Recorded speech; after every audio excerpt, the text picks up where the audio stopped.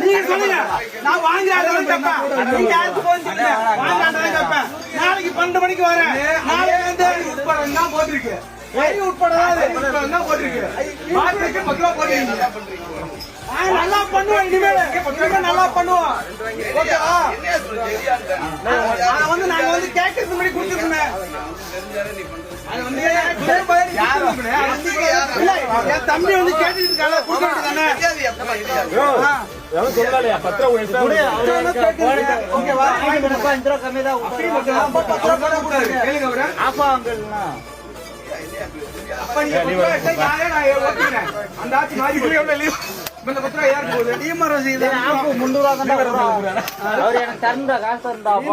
போகுமா இது